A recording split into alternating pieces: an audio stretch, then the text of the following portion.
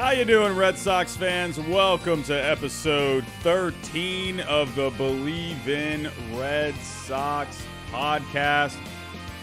How are we doing, everyone? Hello. Good morning to all of you that are joining me here live on YouTube. You'll also be able to find this on wherever you listen to your favorite podcast, whether that's Spotify, Google, Stitcher, Apple, wherever it may be. But every time I do an episode, I do it live here on YouTube.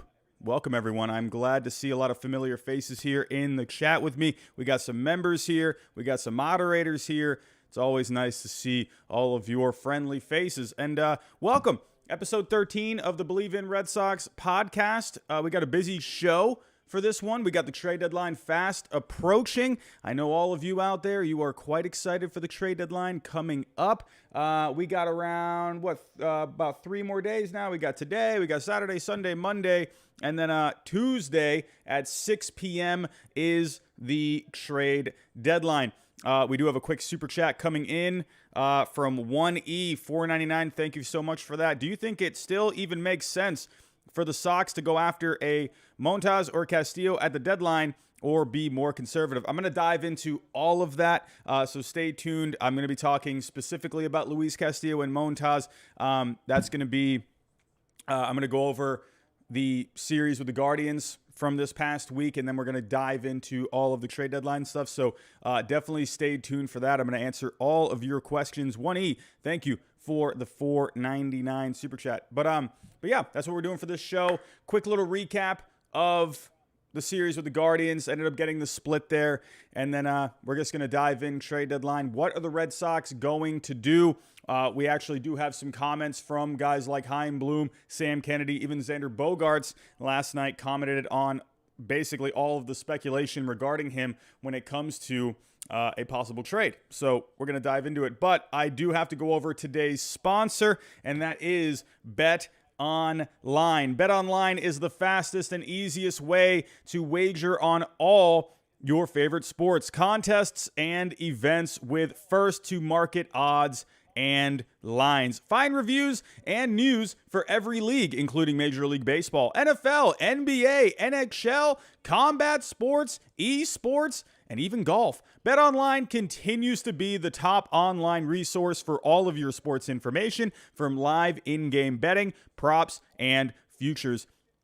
Head to BetOnline today or use your mobile device to join today and make your first sports bet. Use our promo code BLEAV50, BLEAV 50 to receive your 50% welcome bonus on your first deposit. So if you deposit $20, BetOnline will give you $10 as well. So definitely go take advantage of that if you're into the sports betting game. BetOnline, where the game starts. And also, don't forget, we are partners with SeatGeek. Use my code HYDE. You get $20 off your first purchase. So if you're looking to go to a game for the stretch run of the season, absolutely take advantage of my code. $20. That gets you a couple of hot dogs and maybe a beer. Go use my code. And Prize Picks. We're talking about Bet Online, but if you want to try another form of sports betting, Prize Picks is a great option. You get a 100% deposit match if you use my code Ginger. So if you deposit $20, they will give you $20. So everyone, let's just get to it here.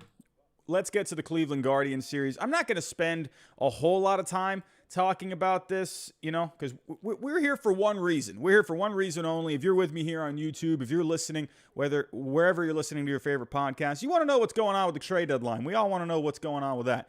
But so really quick, let's just go over this past series. If you're with me here on YouTube, you will be able to see my screen. Taking a look here in the first game, the Red Sox, they were coming off a terrible series with the Blue Jays, absolutely abysmal. But they got off to a strong start in this series, able to take this one 3-1. Not a whole lot of offense here. We had the 6 hits, the 3 runs. We had a few different guys contributing. Jackie Bradley Jr. having a double there. You're not really seeing too much from him this year, but so it's nice to see him actually doing some damage. He actually had Yolmer Sanchez actually come through with an RBI here. Trevor Story on the IL right now. Hey, we're going to talk more about this Red Sox team in a little bit, but definitely a lot of guys banged up at the moment. And Verdugo and Vasquez also coming through with RBIs as well. And then Pivetta had a really good bounce back start here from his previous start, 5 2/3. Gave up 7 hits, but only gave up a run, 6 Ks. You got to like what Pivetta did here. Schreiber and Whitlock. Whitlock coming in for a 2-inning save. That's what I like to see from Garrett Whitlock. That's it right there. That's why he's in this bullpen. I've been waiting for them to do that for this entire season. I feel like if they had just done that from the start, didn't even mess around with it, didn't even try to play around with it, I feel like we'd have a few more wins here. And, it's nice to see that they have just finally committed to that. With someone like Whitlock, it was just such a no-brainer for me to keep him in that bullpen, to keep him as that main guy, that main option at the back end. So, coming in, 2-inning save. I mean, close game as well, 3-1. In the second game, Cleveland, they just came out with the bats in this one. Kwan went 3 for 5 out of the leadoff spot. He's having himself a solid rookie year. Guys like Rosario, Naylor going 2 for getting a couple of hits as well. Just a lot of offense here. Hedges with another. I don't know what it is with Austin Hedges at Fenway Park. This guy just mashes at Fenway. I don't know what it is. But Hedges coming through with some offense of his own. Guys like Nolan Jones had a big game. Owen Miller. Rosario coming through with RBIs. So Cleveland's offense really took it to Winkowski in this one. He had himself a pretty rough start. His ERA has jumped up into the 5s. The bullpen. But as for this game, the Red Sox offense just non-existent really in this one. I mean, he had a little bit here from Bogaerts, Vasquez coming through, Plawecki too. But just Cleveland, they just took it to him here in game 2. And then in game 3, he had a close one here. Cleveland winning it late. Josh Naylor coming through in the end for the Guardians. Tanner Houck ended up getting the loss in this one. Evaldi, definitely a better start than the last time out against the Blue Jays. He went in 6 innings, gave up the 9 hits, 4 runs. But Evaldi, it still looks like he's still searching here. You got to remember with Evaldi, he had a bit of a layoff there. He missed some time. I think Evaldi is going to get himself back on track. He's trending in the right direction. The fact that he went into the 6th inning in this one, that's a good sign for me. But yeah, Schreiber in the end, Schreiber's just been so locked down, and he ended up giving up the run there in his 2 innings of work. He ended up getting the blown save, and then Houck ended up coming in the end. You had Whitlock go the previous in that first game. Actually, did Whitlock pitch in the second game? No, Whitlock did not pitch in the second game. So I almost find it a little curious, that they went with, I guess, because with Whitlock, they got to try and manage that workload a little bit. So they wanted to give him a couple of games off. But Houck ended up going back-to-back games here. I thought maybe Whitlock could have been into this game, but I don't know. In the end, the Red Sox, a tough loss there. They definitely could have won this series. They were right there in the end, but ended up blowing it there late in the game. And then in game 4, yesterday, Xander Bogaerts with a big 3-run homer, basically just making a statement that, like, hey, I'm here to stay, man. This is what I'm here to do. I'm here to help this team win some games. And he came up absolutely in a big spot, helping the Red Sox salvage the split.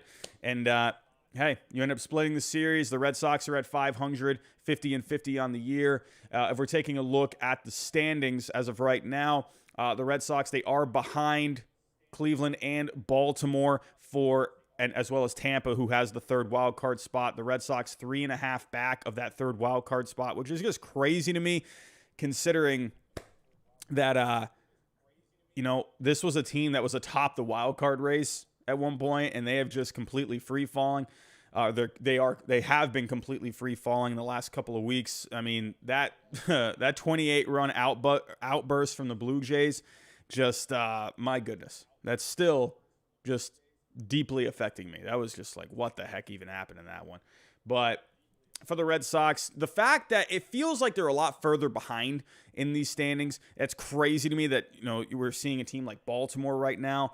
And I was thinking before this year even started, Baltimore, this is a team that has some talent. In a way, it's almost not surprising to see them in this spot. was very skeptical about what pitching they had coming into this year, but they had some good pieces in that lineup. So, hey, for Baltimore, they're playing some good baseball lately. They've kind of come back down to earth recently, but the Red Sox, they see themselves behind Baltimore and Cleveland and Tampa for that third wild card spot. Now, let's kind of just get into what are the Red Sox looking like lately. Let's take a look at the FanGraph rankings. For the offense, over the last week, the Red Sox are only 20th overall in Major League Baseball when it comes to WRC+. The offense has definitely been pretty inconsistent going back the last couple of series. And then if we're taking a look at the starting pitching, obviously the pitching has just been awful. Right now, in the last 7 days, the Red Sox with the starting pitching have a 7.86 ERA, a 4.61 FIP. Taking a look at the bullpen, that's really not all that much better either. 22nd overall in Major League Baseball over the last 7 days, an 8.10 ERA, 4.69 FIP.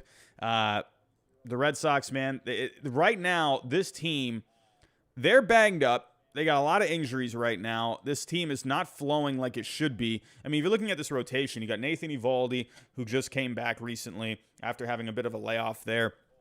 He's struggling, so really when Eovaldi's coming in, he's not helping you at all. Cutter Crawford, he actually did look pretty good last night. Actually, I forgot to mention him. Cutter Crawford, he went into the 6th inning. He went 5 2/3, 3 hits, 1 earned. I think you got to keep Crawford in this rotation at this point. He's been having himself a really solid year. So, actually, let me pull up here some Cutter Crawford numbers. You know, he's actually, I remember when I saw Cutter Crawford's debut last year against the or was it against the Guardians? I think it was against the Guardians, or the Indians last year at that time. Yeah, I think it was the Indians. But he's actually having himself a really solid time in this rotation. He's got an ERA of 4.15, but he has a FIP of 3.73. You know, that's a pretty solid FIP. He's been doing a great job, and I think he needs to have a spot in this rotation. But, you know, Nick Pivetta, obviously he's still around. He did look pretty good the other night. But, you know, Bayo, he's still in this rotation. I feel like Bayo is just not really quite – he's just not there yet.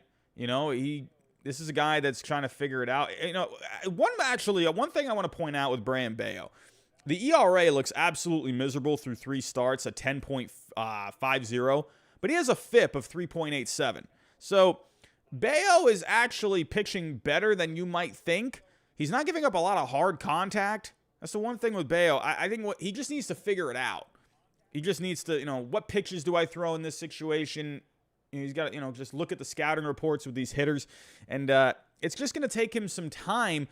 I just don't think he's really the guy right now that's going to be able to help this rotation. He will be. He is definitely showing some really good stuff. I just don't think he's quite there yet.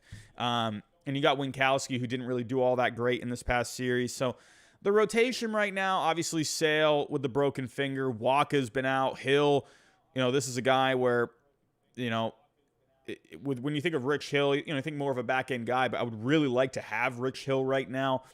Someone that you can at least know that he can probably get into the 5th inning. And I feel like the Red Sox really need that right now. Paxton, I don't know if there's any updates on. So right now with Paxton, the last update that we had, according to the RotoWire News about 8 days ago, he remains limited to throwing bullpens and is yet to resume facing live hitters. So that was about a week ago. And so, I don't know. We're not really hearing anything about James Paxton. I would imagine you're going to see him at some point, maybe in September. But yeah, you know, you're missing Walker, you're missing Hill. Sale would have been great to have, but obviously that happened. We haven't seen Barnes in a while. Strom, he has a wrist contusion. He's been out for a little while. Josh Taylor still continues to try to figure it out in the minor leagues. Danish has been out.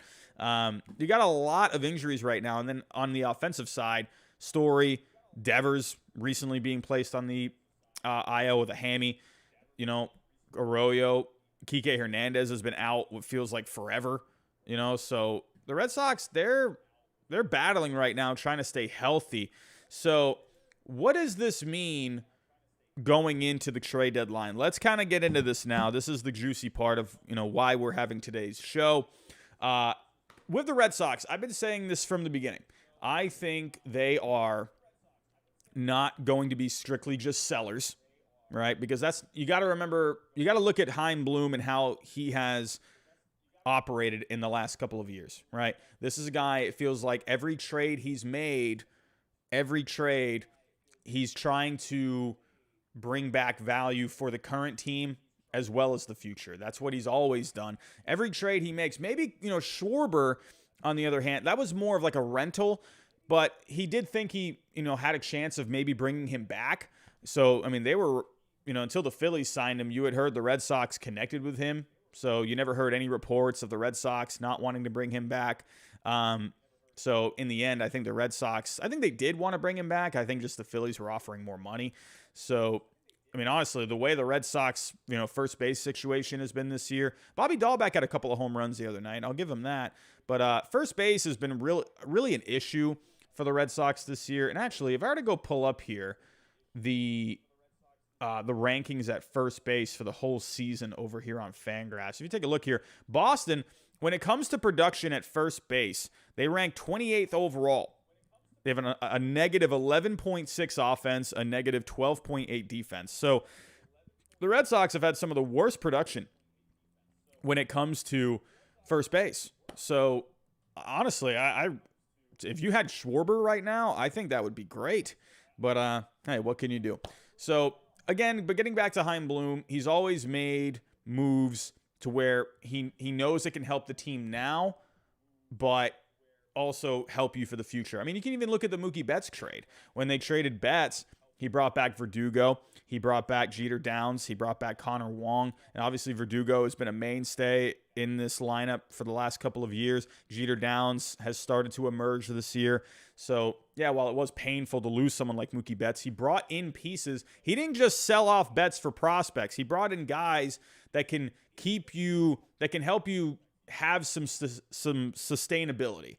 So that's what Bloom does. That's how he operates. He's trying to keep a winning team on the field while also bringing in prospects at the same time, trying to beef up that farm. He's doing that through the draft. He's doing that through international signings. So I like the way Bloom has been going at it. And he goes out there and to try and get value, right? He goes after these guys like Nick Pivetta, goes after someone like a Matt Strahm, guys that have not had a lot of success, but they bring them into the organization and then they end up fixing up some things and then they end up being really good for them. So, Pivetta is probably the best example out of all of that. I remember when the Red Sox traded for him a couple of years ago in 2020, they sent over Brandon Workman to the Phillies. Everyone was looking at Pivetta's numbers and they're thinking, what the heck? Well, who's this guy? This guy's got an ERA in like the mid fives. But the one thing with Pivetta is he had a good curveball. And the Red Sox, Chaim Bloom's thinking, all right, well, he's got this one weapon, right? If we can kind of fix everything else up, if we can get maybe some mechanical issues down, kind of just tinker him a little bit, he can end up being a really good player. If you go back to the draft, the one thing that Bloom and that department that were running the draft, they were going after guys who had like some outlandish tools, right? They were picking up guys who had like maybe not great control, maybe not like the most velocity, but like guys who had like a really good slider or like a really good curveball. Or if you're looking at the offensive end, maybe not a great hit tool, maybe not so much of an athlete, but maybe someone who had like a ton of power, right? They had like one tool that was just really good, right? Because if you have that one thing about you and you can try to work out all these other little kinks, you could end up having something. And that's what Bloom does. He looks for value. So the question is, how is he going to get this value and what is he going to do? That's the big question right now. Alex Silva, I see a super chat coming in. Hey, Robbie, how does being a buyer, seller work? I mean, usually for the most part, guys that are, teams that are in contention, they're buyers, right? Because they want to add to their team. They want to make their team better for the postseason and the stretch run as well.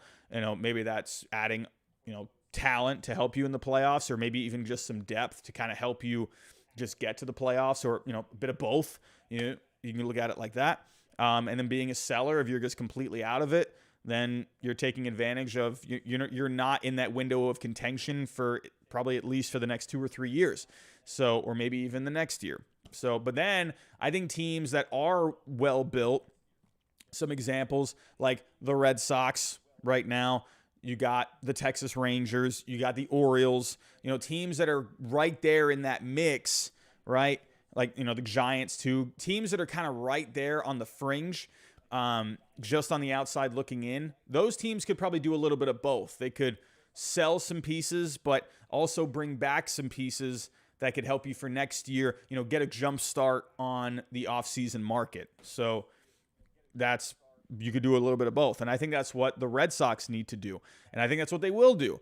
So before I kind of get into some players that I think the Red Sox, that we could see come up when it comes to trade talks, I want to talk about Xander Bogaerts here. Everyone's talking about, what's going on with Xander Bogaerts. Is he going to end up being a guy that gets moved? But according to Xander Bogaerts himself, not Chris Castillo or whoever, John Heyman, from Xander Bogaerts himself, he did tell Jason Mastrodonato of the Boston Herald that the Red Sox are not going to trade him.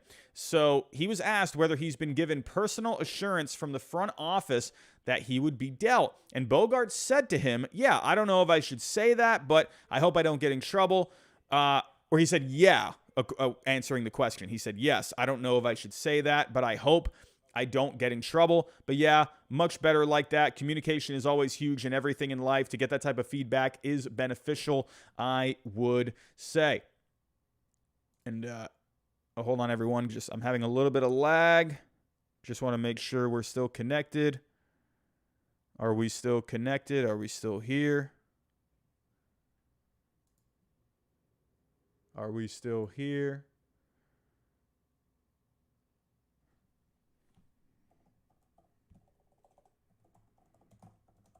Are we still good? I'm having some lag, everyone. I apologize.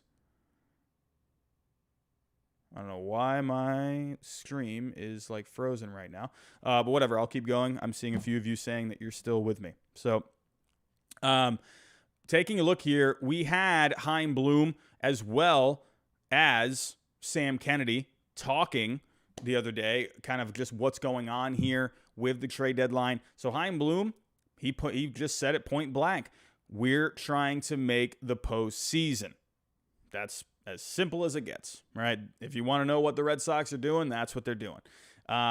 But he says here, this declaration made a week prior to the trade deadline seemingly ended some speculation that the Red Sox would look to be deadline sellers, though Bloom did couch his statement with some intriguing caveats. So whatever that means, we're going to explore a lot of stuff at the deadline. Some of them might be things people expect. Some of them might not be. But we want to get this group into the postseason. And I'm going to be honest here. When you're looking at the Red Sox, when we're looking at the Red Sox here, they're right there.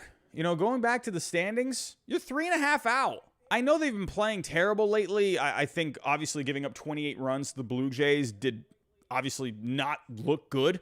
So I think to people, it feels like they're way further out of this thing than you might think. But just looking at the standings, 3.5 out. You're just playing some bad baseball lately. The Red Sox had a really good month of June. They have been a very up and down team, but this is a team, and maybe I'm sounding a little biased here, but I'm just looking at it from this point of view, just as a baseball fan. If the Red Sox get into the postseason playing good baseball and they're healthy, this is a team that they could maybe do something in that postseason. They've definitely been up and down this entire year, but I just think this is a team where right now they're just going through yet another tough stretch. They showed in June how good they could be. Now, if you're taking a look at how they've done against teams that are over 500, not very good, 32-41. But they have shown, that last series against the Yankees at Yankee Stadium didn't look very good there. But they have shown against the Yankees where they can play against them. And they, when you got Red Sox, Yankees, it's always going to be a battle no matter what. My money would go to the Yankees right now, but this Red Sox team, if you just get in, they could do something. So we'll have to wait and see. But with the Red Sox, I'm not surprised to see them take this approach because you have a good team. You have talent on this team. I mean, sure, yeah, if you feel like you're not going to be in contention of the postseason, then yeah, maybe look to trade some guys. But I think for the Red Sox, you're not completely out of this thing.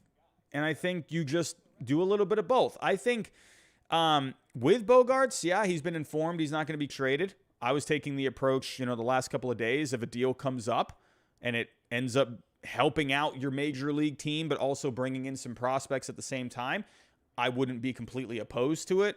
I have speculated about Rafael Devers before because this is when the Red Sox were playing really bad baseball, wondering if that could be an option for the Red Sox and the main reason was because you haven't had any sort of feeling that they were coming close to an extension, right? They're supposedly around $100 million apart in a contract extension. So if you're not going to sign the guy, well, then you might as well just try and take advantage of his value, similar to what the Nationals are doing with Juan Soto. But I would think the Red Sox, the feeling that I'm getting with that is they feel like maybe if you go into the offseason, maybe they could get a deal done. They can close the gap a little bit. Because you got to remember here, it is negotiating at the end of the day. Devers is looking for more money. The Red Sox are looking to not give as much money. That's just negotiating at the end of the day. So I wonder maybe in the offseason they could come to an agreement on an extension. And if you can't, that's when you can look to trade Devers. But the reason I was speculating about it is because, Devers right now, I mean, if you were going to sell, that's a guy that could bring you back a pretty package. So Kennedy actually did comment about this, saying there's been no discussions or commentary internally or externally about the moves related to the trade deadline involving Xander, Rafi, or anyone else to my knowledge. At this point, we're focused on getting back in this thing and winning. Not only have talks about the two All-Stars not taken place, we don't plan to hold such talks, Heimblum added. So it definitely seems like those guys are off the table. And, hey, with Bogaerts, at the end of the day, the Red Sox, they feel like they have a talented enough team to win this.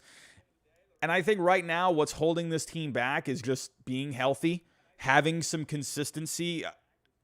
I think that if the Red Sox can just stabilize this team, they got some talent here. Now, the one guy I wonder, either way, like whatever the Red Sox end up doing, I think one guy to look out for is Jd Martinez. I do think even though he's having himself a really good year, if we were to look at the numbers here, he's having a good year. The power hasn't been quite there like we've seen in the past when he was just obliterating everything just a few years ago. But he's having himself a really good season, hitting 293. He's got a 361 on base. The slugging is at 466, a 131 WRC plus. Now, I wonder if you could end up moving Jd Martinez somewhere, but then bringing someone else back in. This is what I think the Red Sox could end up doing. And I'm getting a bit of a hunch here that I don't think it's really out of the question. And let me actually pull up another story here on Jd Martinez. This was from a couple of days ago. And this was according to Buster Olney. The Red Sox reportedly listening to offers for Jd Martinez.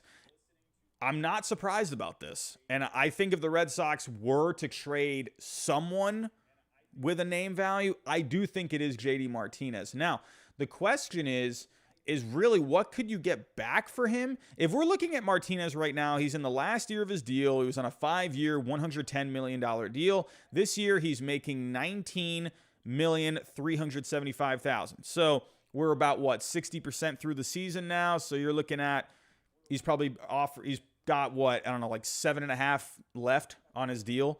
So that is something to consider here. Now, if we're taking a look at the Red Sox on baseball trade values is the best trade simulator out there. Don't even at me.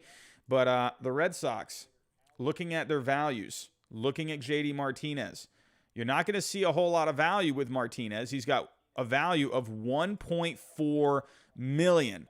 That's not a high value. That's basically like a low-level prospect. That's going to be like a prospect in the 25 to 30 range on MLB Pipeline. That's not really high. But let's say, I don't know, I'm trying to think of a team that could use some offense. Who's a team that could use some offense? I'm here on Fangraphs, taking a look here. Let's look at the team batting rankings as of right now. Let's just go to the DH spot. Who's a team that could use some offense here? Well, if we're taking a look at the overall rankings, I mean, maybe Seattle. I know they traded for Carlos Santana. Could they still go after a bat like a Jd Martinez? The Mets have been trading for a couple of guys. Vogelbach, they got Naquin last night. Could they still be out there looking for a bat? JD, I think, could be a nice DH for them. The Padres, possibly. Maybe the Braves. It might be kind of hard to squeeze them in that lineup with Ozuna. But there are some options out here for Jd Martinez. Now, what I think the Red Sox would have to do, let me put him in the Padres. I'll just use them as an easy example here. So if you're with me here on YouTube, you'll be able to see what the trade is looking like. But I'm plugging in Jd Martinez, $1.4 million value. Now, let's say the Red Sox, they end up paying the rest of his contract for this year. Why would they do that? Well, the more money you can pay on a player's contract, the more that you could get back in return. That's just logistics. So if the Red Sox were to pay the remainder of his salary, they would be able to get back some decent pieces. I'm not saying you have to pay the rest of his salary for this year. Maybe you could pay like 50% of it, but that could still maybe end up getting you like a decent starting pitcher, that maybe could get you a decent arm for the bullpen. And if you were to pay the rest of his salary, well, you're looking at maybe something pretty good, like a guy that can end up being a good depth piece for you in the rotation. I think Jd Martinez is a guy that absolutely could get dealt no matter what the Red Sox end up doing, because Martinez is a trade piece for you where you're dealing from a position of strength. You're not having to give up prospects. You're getting rid of a contract that's coming off the books anyway. I really do think Jd Martinez could be a guy that's dealt. You could end up just keeping him too. But if Martinez is traded by the deadline, I will not be surprised in the slightest. I mean, Bogaerts would be, like, just because of the name and what he's done for the Red Sox over the years, that would be a little surprising to me. But then again, I can also understand why you would deal him. And another reason here with Bogaerts, I'm going to point this out too. I'm going to point this out too. With Xander Bogaerts, there's not much of a market for him anyway. It's a pretty limited market. You could maybe go to the Phillies. You got Didi Gregorius there, who's not really having himself a good year. So Bogaerts could fit there. But other than that, there's not a whole lot of spots. You got the Cardinals, possibly. I mean, Edman could move off of short. And then you got Gorman. So it's like, what? I don't know. So you could move him, but I honestly think they've looked into it. And I think they thought, what? There's nothing even worth out there. We might as well just keep him and just go for this thing. It's always the fun thing to, look at trades, right?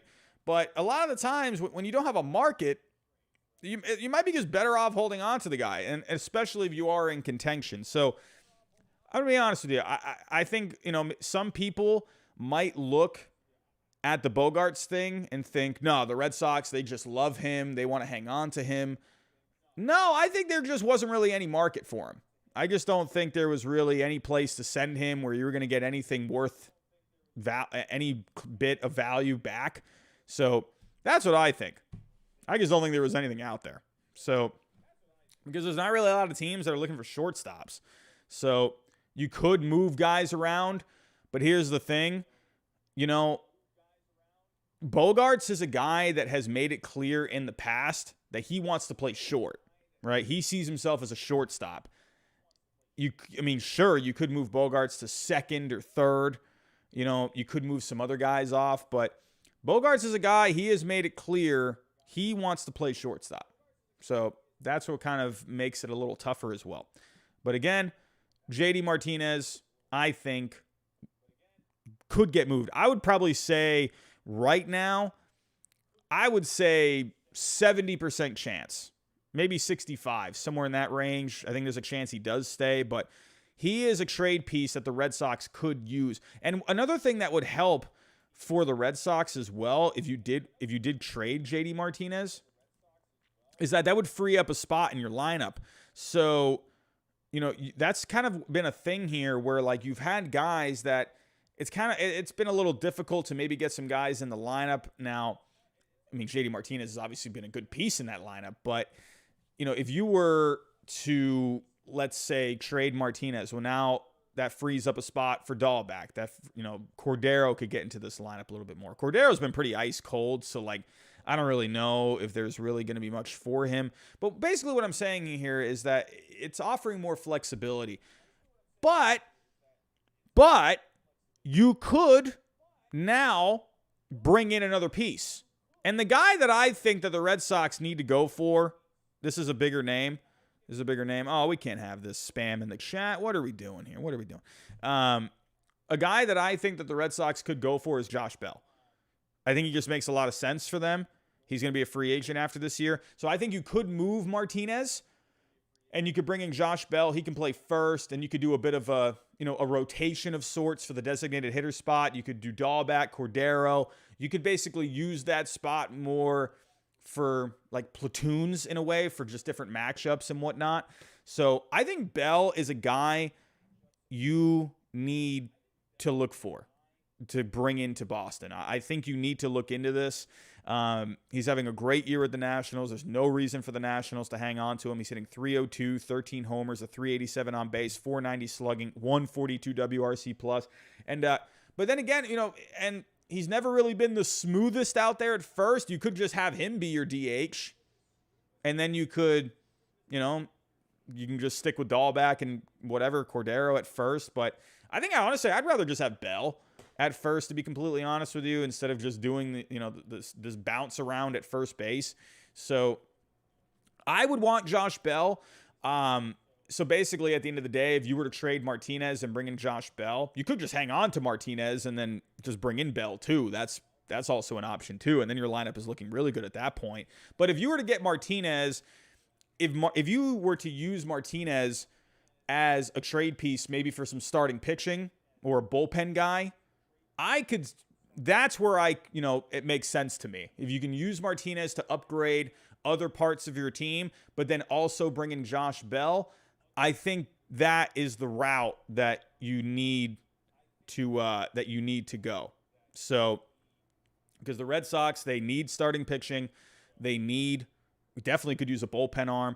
We're going to have to see what route they would go. But for Josh Bell, let me actually here put in on baseball trade values that, or let me put in Josh Bell. He's not going to cost a whole lot. He's a rental. He's a first baseman. First basemen tend not to have a ton of value just because of the position. So let me take out Martinez here. Now, I don't think you're going to trade Martinez for Josh Bell. That's not really going to make a lot of sense. So let me take Martinez out of this. So Josh Bell, as you can see here with me, he has a value of $5.3 million.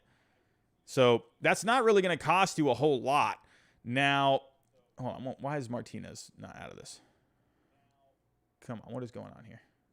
1 second. There we go. So if I were to go to the Red Sox top prospects,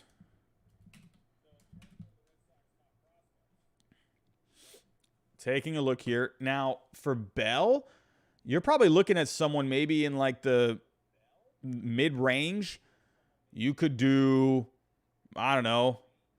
I mean, you got some guys that have really started to turn it up a little bit in the minors, like Brandon Walters had himself a pretty good year. Jay Groom has started to do a lot better. He's moved up to AAA. I don't think the Red Sox would want to part with some pitchers like that. I could see them maybe parting with someone. You got Gilberto Jimenez down here. He's a little further away. Miguel Bleis, I don't think they would want to part with him. That's a highly regarded international signing that they made. So I think that would be pretty tough. You got Alex Benelis. They traded for him. They got him in the Jackie Bradley Jr. trade. There's a lot of pieces here that you definitely could use to get a deal done. Maybe even something like, I don't know, maybe like a Bonacci or something. So let me actually put in some pieces here. So if I'm looking, like I did mention Groom. You could do Jay Groom. He has a $3.5 million value. So maybe the Nationals would want him in a deal. So you could do like Jay Groom and Bonacci for Josh Bell. I would hate to lose someone like Groom, but because I think, this is a first-round draft pick from not too long ago. He's had some ups and downs with injuries and whatnot, but I think Groom would be a pretty nice piece to have for the Red Sox in the future. But would you want to give up someone like that for Bell? Now, with Bonacci, he's kind of blocked. I don't really see, maybe, ends up being like a utility kind of a guy. But if I were to let me take out Groom here. I would think Bloom would really not want to part with him. You do have McDonough, who you drafted last year. Is he really going to have much of a spot? I don't know, but you could just put him in there. Connor Siebold, he made his debut this year. He's dealing with some injury stuff. Could you just part with him? You got Paulino. Paulino right now, where is he? He is Edison Paulino. He's the number 19 prospect. So maybe something like that. Paulino and Bonacci, the 19 and 20 in your system. Maybe you could do someone like Thad Ward as well for the Red Sox in their rankings. He's number 15. Ward right now is a $1.1 million value. So maybe you could do something like that, like Bonacci, Paulino, and Ward, the 15, the 19, and the 20. So I could see something like this, I think the Red Sox definitely should looking to getting Bell. It's going to bring some stability to that position, and he's a switch hitter. I think he would do really well at Fenway Park. Now, if we're looking at other parts of the team, right? It's funny because I'm talking about Josh Bell here, but the offense isn't really something I'm totally worried about. What I really want for the Red Sox to do is bring in some pitching. That's what I'm really looking for. I've already mentioned the pitching seems to be a little short. Not seems to be. It is a little short, but there are options out there. I mean, obviously the big cat is Luis Castillo. I'm going to be honest with you. I think the Red Sox could make a phone call and the one reason is because he is under control. Now, you could get a deal done for Castillo if you really wanted to. I just don't see Bloom doing it. Even if he would have Castillo for another year of control, I think that would be just awesome if they got him. If they got Castillo, I would do cartwheels. Like, that would be amazing to me. But pulling up Castillo here, he has a $41.2 million value. That's going to be a good chunk of change that you're going to have to give up. And when you're looking at the Red Sox right now, when you're looking at guys that could close the gap in terms of value, well, Bayo is going to be off limits. I'm just going to say this right now. I don't see the Red Sox trading. I don't know. The only guy in their top 10 that I could see them trading, maybe Jeter Downs. He is still considered a prospect. Maybe Jeter Downs. But then again, I could also see them wanting to hang on to him just because, with Bogaerts becoming a free agent, he's going to opt out of his deal. Jeter Downs I could see as a possibility, but you got someone like Walter who has had a really good year this year. Lefty, just climbing up into the system. He's all the way up in AAA now, but he hasn't really done very well in AAA. He was really good at AA. So Walter could be someone. You got Wickelman Gonzalez, who's pretty far away. He's an A-ball right now. He's not doing very good in Salem. And then you got Chris Murphy, who's had himself a really good year, both in AA and AAA. Overall, he's got a 2.79 ERA in the minors this year. So you could see some guys in the top 10. I don't think you're going to see Meyer. I don't think you're going to see Casas, Bayo, or York get moved. Those are not going to be guys that are going to get moved. So you can take those guys off the table. There is another guy, Kadeni Rafaela. He has really emerged in the Red Sox system this year. He's really turned into a fun player. He's number 26 on Pipeline right now. He's having himself a really good year. In the minors this year, he's hitting .309, a .348 on base. He's got 16 homers, 57 RBIs. He's got some speed, too. He's got 21 stolen bases this year. He's really like an all-around player right now. Could the Red Sox use him as some trade bait? He has a $15 million value right now. So that could be a piece that you throw in here. But when you're looking at guys that can close the gap in terms of value, that's where the Red Sox, they're still building up that farm. You got some nice pieces at the top, but you got to start filling it out. Someone like Blaze Jordan has a value of $5 million. Walter, who I mentioned, is right around $5 million. You got Miguel Bleis, who's $4 million. Lugo, 5.6. I just don't see the Red Sox getting this done. They would have to part with someone like Nick York to push the needle, or maybe even a Brayan Bello, but I just don't see Bleav doing it. So I don't think Luis Castillo is going to be a guy that the Red Sox are going to go after. Frankie Montas, possibly, but he's been having shoulder issues. I wonder, I could maybe see Bleav doing something like that, where he has not been afraid of taking guys that, could be having some issues, health-wise. He has done that in the past. And with Montas, he's going to be cheaper than Castillo. So with Castillo, he had a value of around $41 million. Montas, $27 million. That's not, you would have to part, I would think Kadeni Rafaela is a guy that you would have to part with in that kind of a deal. And then right now, so with him in that deal, you're around $12 million apart. But then you could throw in guys like, Lugo, and then a Wickelman Gonzalez, and then you could get a deal done for Montas here, at least according to the values. Again, it is going to come down to what will the A's want. So I will not, for me, Luis Castillo, I would say a 5% chance. I don't see that happening. Of course, anything's always possible, but I'm pretty much just going to throw that off the table. With a Montas, I would say maybe 30 to 40% chance. I could see something like that because the Red Sox could get a deal done, and he has another year of control, which I know Bleav would like. So that's very possible. I actually see in the chat here, someone suggesting Noah Syndergaard. Noah Syndergaard absolutely, I think, could be a piece for the Red Sox. He's not going to cost you a whole lot. He gets a pretty decent amount of ground balls. The Red Sox infield this year is very good. So Syndergaard could be an option. The Angels, I would imagine this is a guy that they're going to try and unload. He's having himself a pretty good year, 3.83 ERA, a 3.96 FIP. So I would look out for someone like Syndergaard. He would be just a rental. He's owed money.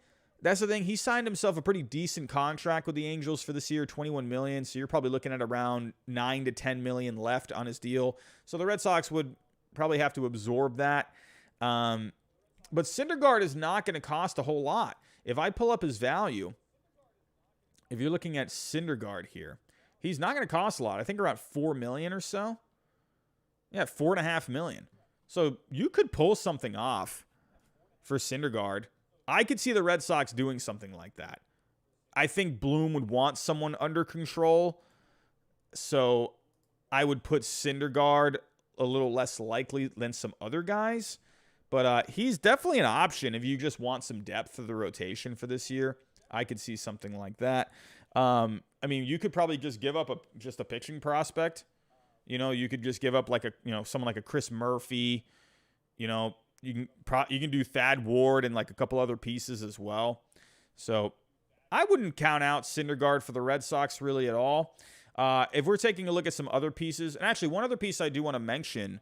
There is, on the A's, if you weren't going to go Montas, now I wonder if the A's would actually maybe want to possibly hang on to him, but there is Paul Blackburn. You could do Blackburn. Now, that's a guy that's under a lot of control, and I've already actually pull him up here. He is not a free agent, I Bleav, for like another 3 or 4 years.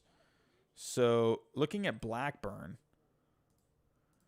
as of right now, Blackburn, the ERA has started to climb up a little bit. It's a 4.35. The FIP is a 3.92.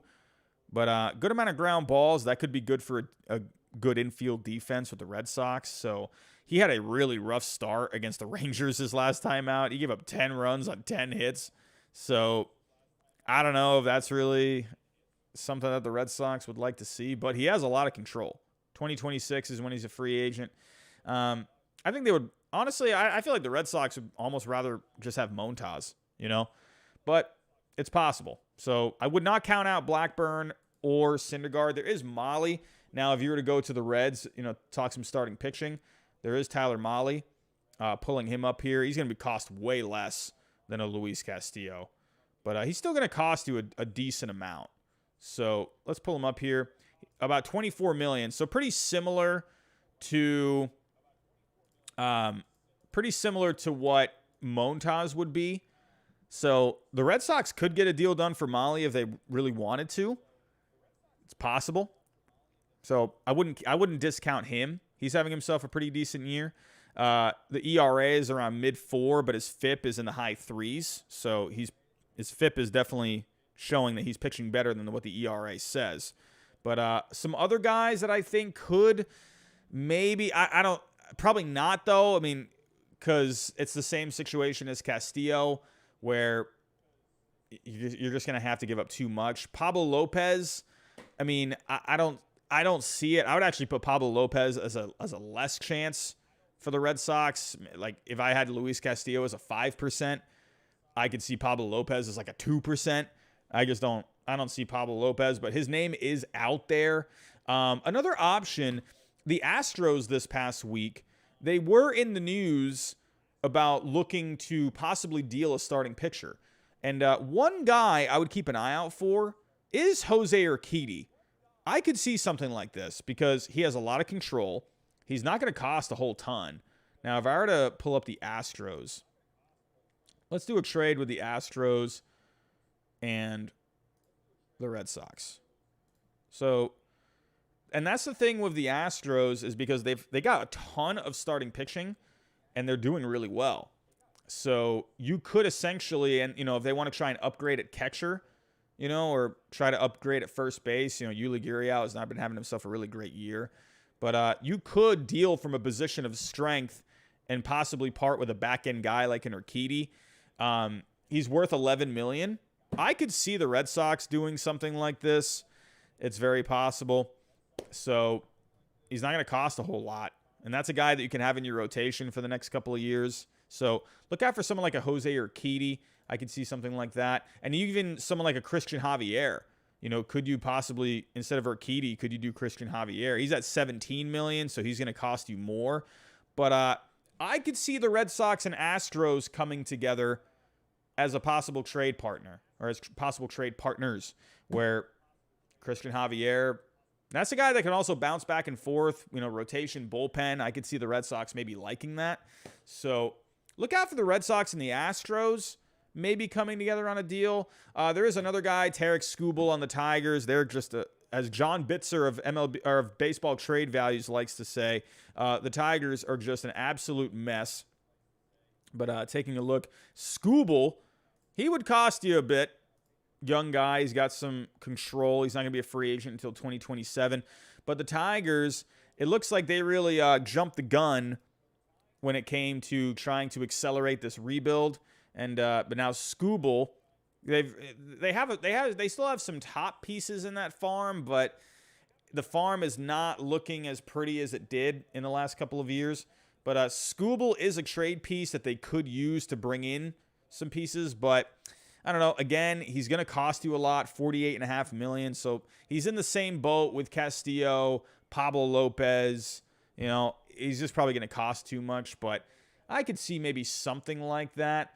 For a bullpen guy, for the Tigers, you could look at someone like a Gregory Soto, left-handed arm, power arm, having himself a pretty good year with the Tigers this year. They got a good bullpen. That's one thing about the Tigers. But a 2.43 ERA, 3.33 FIP. He does tend to walk some guys, but hey, the Red Sox haven't been afraid of that, bringing in a Jake Diekman. So you could essentially go after some. Soto, the one thing he does do well, he doesn't give up a lot of home runs. 0.27 home runs per 9. So that's very possible. You could go after someone like a Gregory Soto if you're looking at his value. He's worth $11 million, so it's going to cost you a couple of pieces. But someone like a Seth Lugo, Wickelman Gonzalez, maybe one more piece like a Bonacci. You could get a deal done there.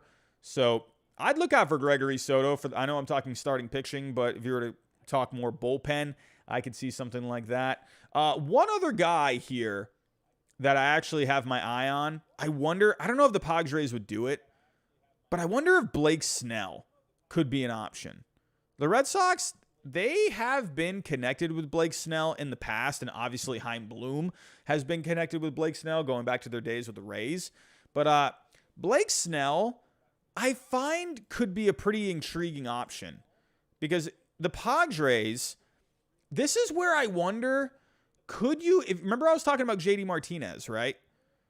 Now, hear me out here. Hear me out. Now, this might be a little too much out of the Red Sox's asking price. But hear me out here. Remember earlier I was talking about Jd Martinez possibly, that could be a fit for the Padres. So the Padres, as we've known, they have some good starting pitching this year. It has been showing some cracks lately, but maybe they could go another route, and then they could go after someone like Frankie Montas or Luis Castillo, maybe another arm out there. So they could maybe get some pieces back for someone like a Blake Snell, and then they could use those pieces for someone else. Blake Snell has been pitching really well, so that's why I wonder if they would even go this route. Mackenzie Gore, obviously, who knows what's going to be happening with his elbow moving forward. I don't know. But Blake Snell, I wonder. Let's one more time here, pulling up his numbers. He's got an ERA of 4.75. That does not look great, but he has a FIP of 3.58. So he's pitching better than it seems. Now, let's pull up Snell. With Snell, his value has really taken a hit this year because he is, and just for the last couple of years. Where is he on here? Blake Snell. He's got a $1.2 million value. He's not going to cost a lot. He's been pitching well lately. If you were to go to his game log, except for a couple of starts ago. He had a bad start against the Rockies, but he had a couple of starts there against the Giants and the Dodgers. He only gave up a run, 6 innings against the Giants, 5 innings against the Dodgers. He had a good start against the Mets, 4 hits allowed, no runs, 5 innings. I wonder, man. Hey, I'm just going to say this right now. Let me get back to the trade that I was putting together. Everyone, ladies and gentlemen, if you are with me, dude, why don't you just do Blake Snell for Jd Martinez? The Padres could use a bat. Red Sox could use some pitching. I mean, I'm just saying. You can just do a swap here, and I guess it just depends if the Padres would want to give him up. But when I'm looking at the Padres, that offense could use a bit of a boost. I know you got Luke Voit there as your designated hitter. JD can play some outfield. It's not like he's completely just limited out there. Let me actually pull up here. He has played some outfield this year, I believe. Of course, his strength. Well, no, he's actually been a designated hitter every game. Last year, he did play some outfield. You don't want Jd Martinez in the outfield as much as possible, but you could maybe possibly find a spot. I mean, Voit has not really done all that much this year. He's been okay. He's got 12 homers. He's hitting .222. I mean, Jd Martinez is an upgrade, I think. He's not going to give you as much power as Voit. But hey, Luke Yamaguchi in the chat, Snell and Voit for Jd Martinez. Maybe you could do something like that. I'll take Luke Voit. If I were to get someone like Blake Snell for the rotation, I mean, let's see what that would look like here. Let's put in Voit. Voit actually has a negative value right now. So this actually now, hold on a second. If the Red Sox were to, let's see. So Blake Snell, he's currently on a contract where he's not a free agent until 2024. He's making $10 million a year. If the Padres gave the Red Sox a little bit of cash, you could essentially do this trade right here. You could do the Red Sox getting Blake Snell and Luke Voit, and the Padres getting Jd Martinez. So you're just swapping designated hitters. The Padres are getting an upgrade at DH. The Red Sox are getting a starting pitcher. But, maybe for the Padres, this would be enough of an upgrade and they feel like they could maybe add another starting pitcher somewhere else, I could see this. Absolutely. So we'll have to keep an eye on this for the future, but I would not sleep on Blake Snell being a trade candidate. And actually, if we were to go, I Bleav there was a story recently about him. If I'm on baseball trade values, says here, furthermore, someone like Blake Snell could be dealt to try and stay under the luxury tax threshold, as avoiding another tax payment is another consideration. So if you're swapping Jd Martinez and Blake Snell, you're essentially just swapping salaries at that point. So I would imagine there would probably have to be some cash going back to the Padres. So if I were to do this, let's have the Red Sox send over some cash, possibly. And I don't know, let's just do like $5 million. And then for the Red Sox, they would be able to maybe get a little bit more out of this if they were to send some, pay some of Martinez's salary. They'll take Snell. They can pay Martinez a little bit, and that can help them stay under the luxury tax. But I definitely could see this. Absolutely. So this is one trade I am going to be looking out for. Look out for Blake Snell. So I Bleav those are all the candidates that I have. But there's definitely some options out here for the Red Sox. You got a few needs here. I definitely think first base is an area that you should try to upgrade. Pitching, you got to get some pitching. You got to get some starting pitching. To be honest with you, if they were to pull off a trade for Blake Snell, I would love that. But it's going to be interesting. I don't think they're going to go after any big names like Castillo. Montas, maybe. I don't see that, though. But someone like Snell, I think, could make some sense. I do. I keep saying that. But the more I think about it, the more I feel like it could make some sense. So we'll have to wait and see. But for the Red Sox, they need some pitching. They need to get healthy. I'm not surprised to see them come out and say, yeah, we're not selling. We want to try and make the playoffs. We feel like we have a good enough team here. We could get this done.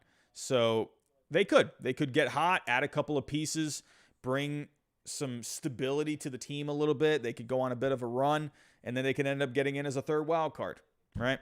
So Chaim Bloom, he is definitely going to be working the phones, and I don't think he's going to be selling off pieces like Bogaerts, Devers, Evaldi. Martinez, though, I do think he could sell. Absolutely, I think he could. Look out for that. But it's going to be an exciting deadline. And we got a few days here. We got 1, 2, 3, 4 more days until the deadline. So I'm excited for it. I know all of you are excited for it. Everyone, on your way out, if you can, hit the like button for me. And don't forget about our sponsor for today's show, Bet Online. Use the code Bleav50, BLEAV 50, to get a 50% welcome bonus. Definitely take advantage of that if you're into the sports betting game. And also, we did have a couple of super chats. From earlier. I just want to point those out here before I do get out of here. We have Alex Silva, Campusano, and Myers for JD. Move Myers to first. Would you do that? I wouldn't mind Campusano. I wouldn't mind Myers. I mean, I wouldn't mind. I could see something like that, possibly, for sure. I'm thinking with Myers has a negative value right now. Let me look at his, since I already have the Red Sox and the Padres pulled up. Yeah, Myers has a -6 value. So, and yeah, you could just put Campusano with him. I mean, yeah, this is definitely possible. I think you could get this done. So that's an option, right? Let me take out the cash. Hold on. I'm just putting this deal together. And then, yeah, so if you're looking here, let me take out Voit. I mean, you could put Voit in this deal too, maybe. But, yeah, you could do something like this. Myers, I guess you could put Myers at first. Has he even played any first base this year? Remember they did put Schwarber at first last year. He hadn't really played first before. Meyer's actually in AAA right now. Well, he's on a rehab assignment, but I don't know. He's not really going to really help your team all that much. You would be getting someone like Campusano, and that would basically signal the end for Christian Vasquez moving forward. I wouldn't totally discount that, Alex Silva. I think you're onto something there. I'd look out for. I think the Red Sox and Padres could definitely match up. Jared Cole, $5 super chat. Tigers get Bobby Miller, Eddie's Leonard, and Michael Grove. Dodgers get Tariq Skubal, Andrew Chafin. Thoughts on the mock trade? I think Skubal with the Dodgers would be awesome. Chafin would be a nice bullpen piece for them. For the Tigers, you're upgrading. You're getting some more pitching for that minor league system. And Bobby Miller would be a great addition for them. I like the trade on paper. I think for the Dodgers, that would be a really nice piece to get someone like a Skubal. I think for the Dodgers, that would help them right now. And you're giving up some pieces, for the future. So I think that could be a trade that works out for both sides. Absolutely. 1E, do you think the Red Sox could get in on Drury? Possibly. With Drury, I'm thinking here, I just don't really know where you would play him. They're pretty just the only spot really. You could put him at first, I guess. If you're looking at Drury, he has played a couple of games at first this year. He's played 8 games at first, so they could. It's possible. I wouldn't discount that. He's having himself a pretty good year, slugging of .515. So, and he's cheap too. That's something I could see Heimblum liking. He's only making $900,000 this year, so he's not going to cost a whole lot. I don't think he's really going to cost a lot in terms of prospects either. So let me pull up Drury here. $6.4 million. It might be a bit for a rental. I don't know. I wouldn't say it's a whole lot. It's possible. I could see it. So the thing with Drury, though, is he is a free agent. If he had another year of control, I could see maybe Bloom being a little more interested. But, sure. Yeah, for first base, if you wanted to bring in Drury, I think Bell would be the better option as of right now. But, yeah, Drury could definitely be a fallback option for sure. So, either way, Bloom, he will do something. Most likely, he'll bring in guys that you've just never heard of before. He'll bring in some guys maybe that could be kind of wackadoodle moves. We're just going to have to wait and see what ends up happening. But, everyone, I'm going to get out of here. I'm going to go work on some other content for the channel. On your way out, if you can, hit the like button. And everyone, if you're listening from wherever you listen to your favorite podcast, thank you for joining me today on episode 13 of the Bleav in Red Sox podcast. We got a busy trade deadline coming up. What are the Red Sox going to do? We're just going to have to wait and see. Everyone, have yourself a great day, and I'll talk to you next time.